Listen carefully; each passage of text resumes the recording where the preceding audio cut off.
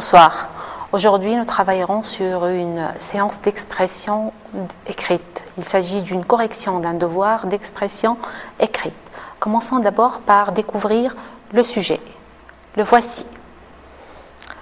Comme Ulysse ou Icare, ces héros légendaires, vous avez à votre tour fait un voyage périlleux au cours duquel vous avez affronté un danger qui vous a longtemps marqué.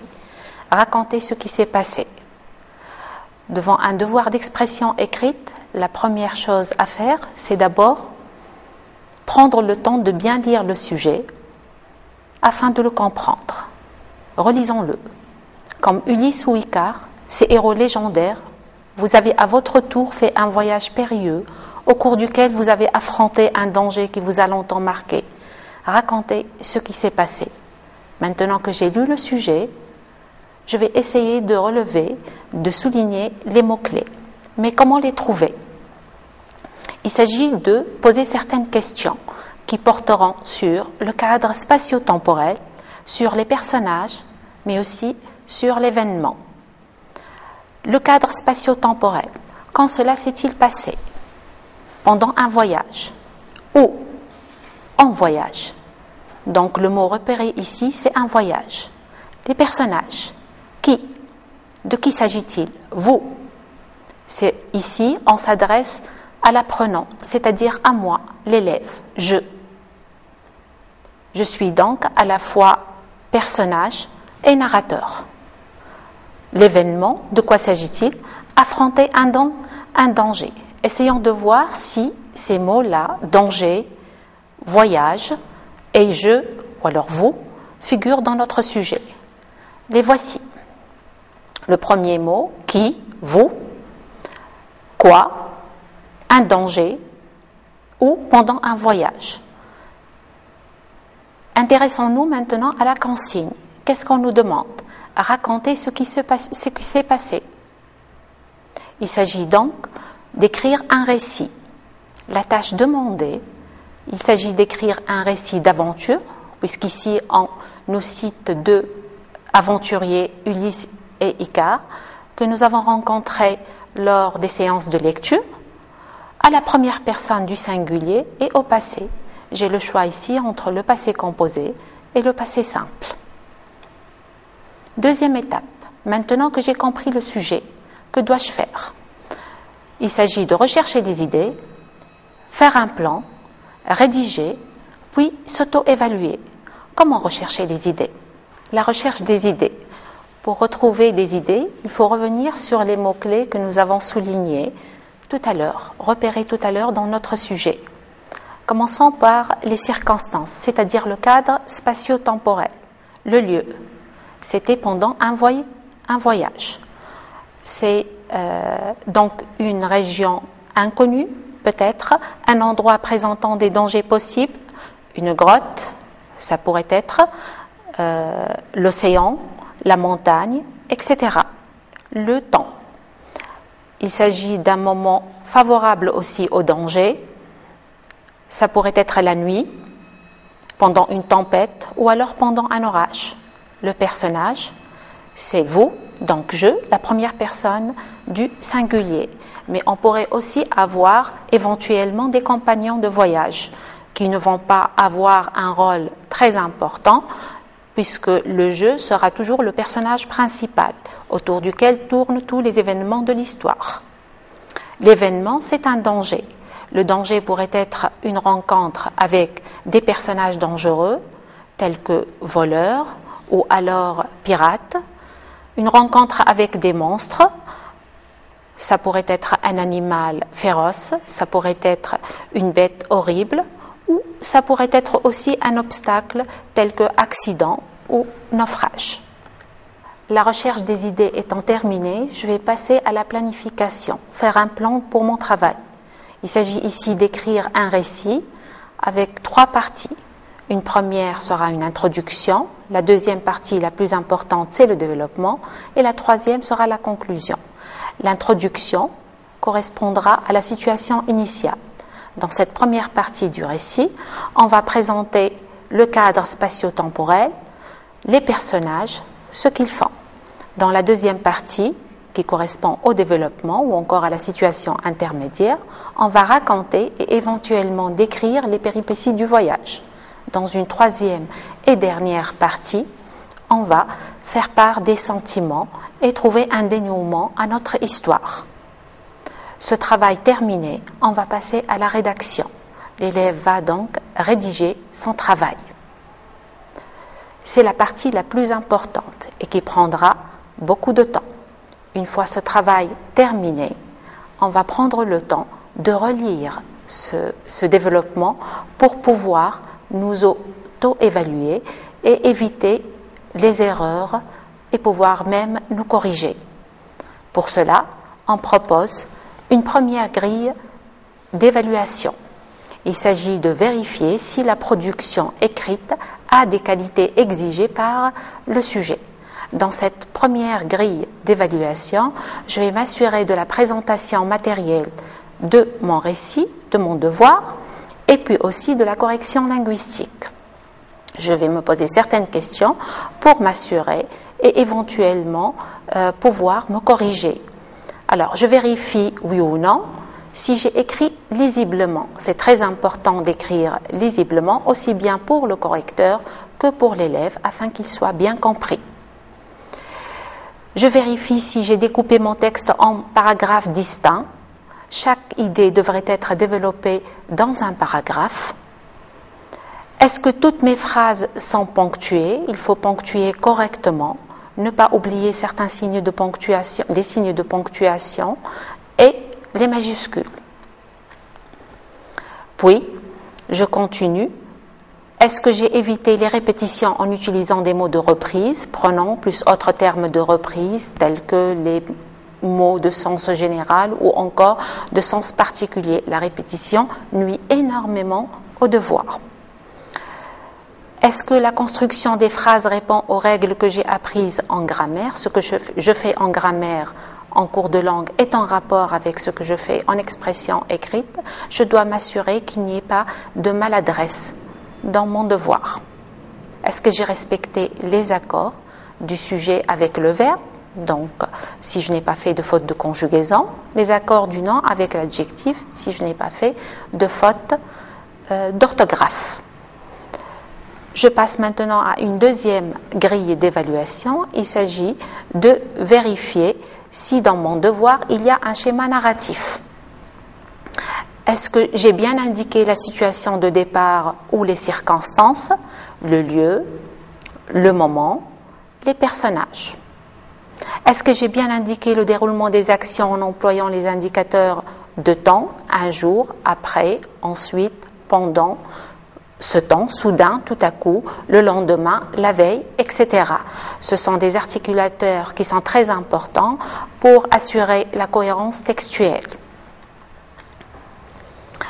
Est-ce que les événements ou les actions que je raconte respectent un ordre logique, donc relatif au raisonnement? Est-ce que j'ai employé des mots de vocabulaire précis et variés? Éviter les impropriétés. Éviter aussi de traduire de l'arabe, m'assurer que j'ai utilisé le bon mot dans la bonne situation. Est-ce que j'ai respecté l'emploi du temps du récit? Il s'agit ici d'écrire un récit au passé, passé composé ou alors passé simple. Je m'assure que tout au long de mon devoir, j'ai bien utilisé soit le passé composé, soit le passé simple. Est-ce que j'ai indiqué comment mon histoire se termine? Est-ce que mon récit a une situation finale? Une fois cette grille d'évaluation est terminée, je vais pouvoir remettre mon devoir d'expression écrite. Voici donc un genre de devoir obtenu après avoir vu ces différentes étapes. Alors, premier devoir. Il y a de cela quelques années, j'eus vent de rumeurs venant de l'Est, selon lesquelles une bête sauvage, énorme et cruelle, vivait au sommet de la montagne du Tibet. Décidé, je pris la résolution d'entreprendre un long et périlleux voyage, ayant pour but de rencontrer cet être si fabuleux. Je quittai mon pays, impatient d'aller en Asie.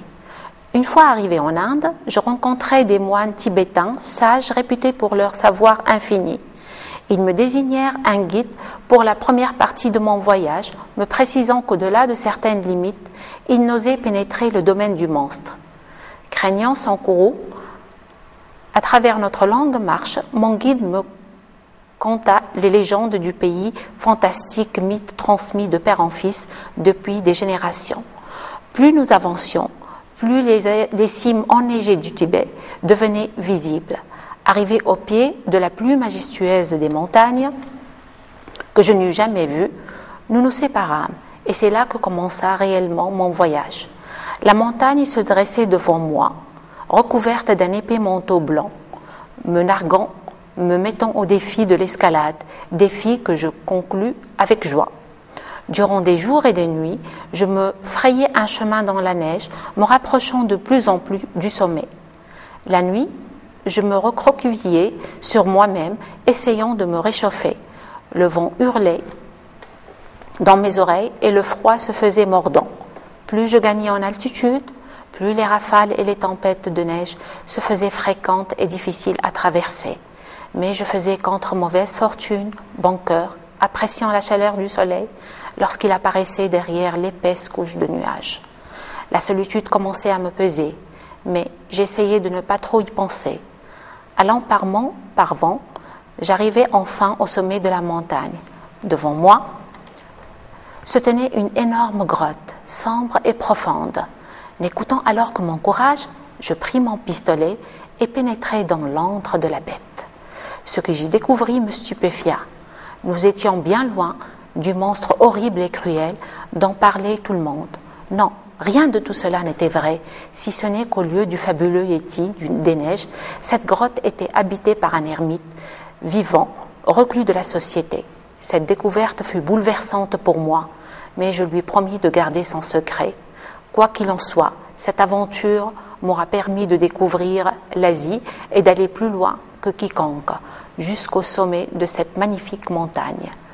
Plus que toute autre chose, ce fut l'occasion pour moi d'expérimenter mon courage et ma bravoure, et je n'en fus point déçu.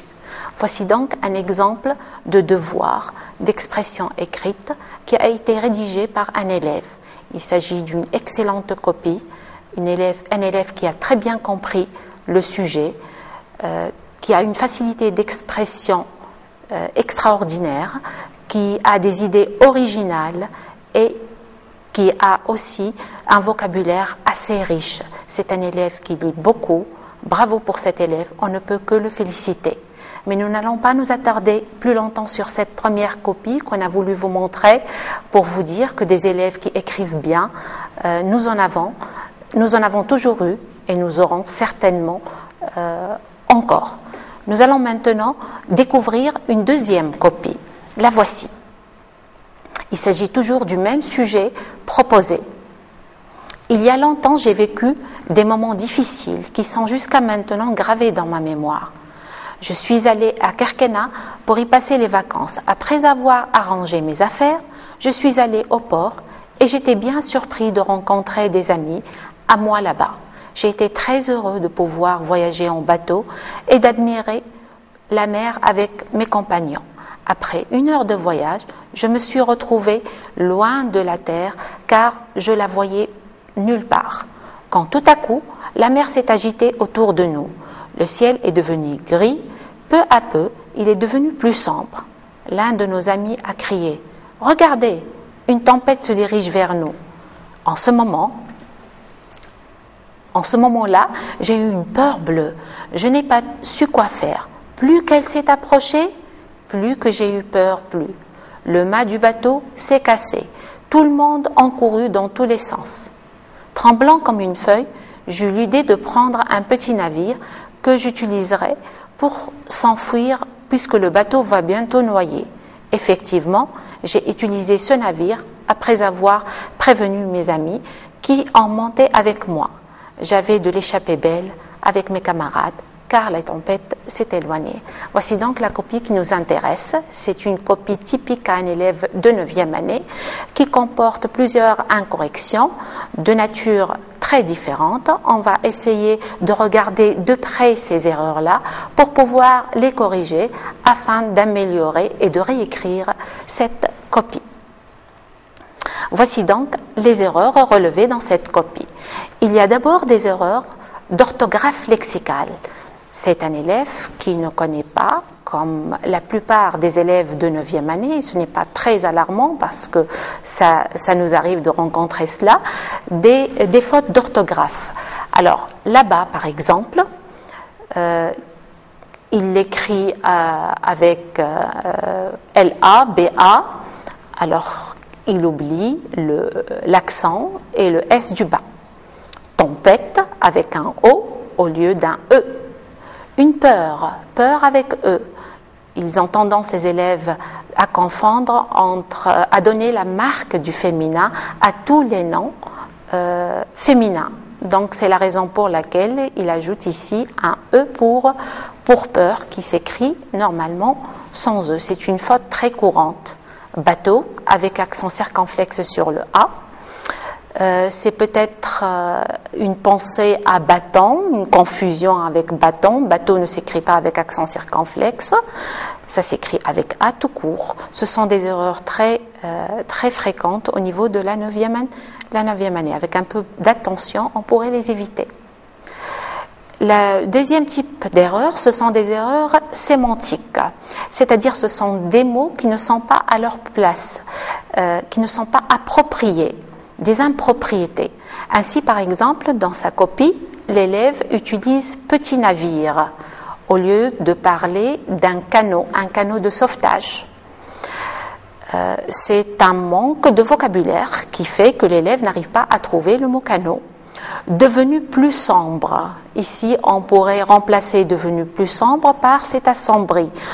La langue française nous permet de faire l'économie des mots, donc on pourrait plutôt utiliser un verbe au lieu de toute une expression.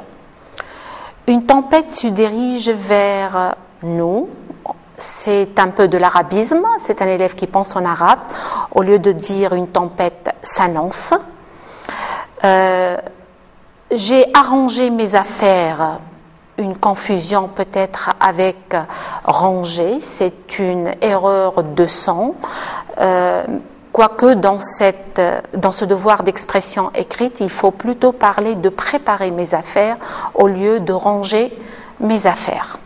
On continue avec les mêmes erreurs, avec les erreurs, mais d'un autre genre, des erreurs de grammaire de la phrase, c'est-à-dire des maladresses d'expression. C'est un élève qui, de temps à autre, nous fait une petite maladresse. Donc, on va essayer de nous attarder un peu sur ces maladresses et de voir comment on pourrait les corriger. Je la voyais nulle part. Ici, pour dire, je ne la voyais plus. Plus qu'elle s'est approchée, plus que j'ai eu peur, plus. C'est très très mal dit, ça nous fait repenser un peu à l'arabisme, c'est un élève qui pense toujours en arabe. Elle ici, c'est la tempête, plus la tempête s'approchait, plus j'avais peur, c'est ainsi qu'on la corrige. Enfin, et pour terminer, il y a les connecteurs interphrasétiques, c'est-à-dire les articulateurs logiques, ces mots qui vont me permettre d'avoir une liaison entre une idée et une autre, une phrase et une autre, que certains élèves oublient, que d'autres ont du mal à choisir le terme approprié et de le mettre à sa place. Ainsi, par exemple, nous avons repéré dans cette copie « Ai-je vécu des moments difficiles ? Je suis allé à ». Alors, ici, il y a absence totale d'articulateur. L'élève n'en met pas un. Ai-je vécu des moments difficiles ? En effet, je suis allé à. Donc, il a oublié de mettre en effet, qui est ici un articulateur qui pourrait assurer cette cohérence entre la première idée et la deuxième.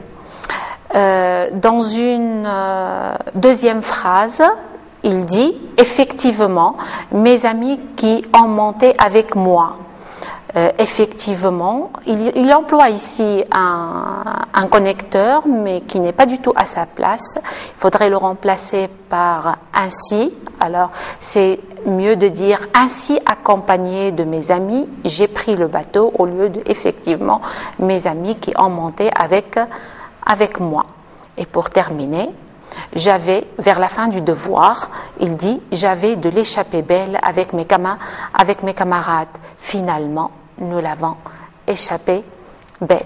Voilà donc le genre d'erreur repérée dans une copie typique à un élève de 9e année.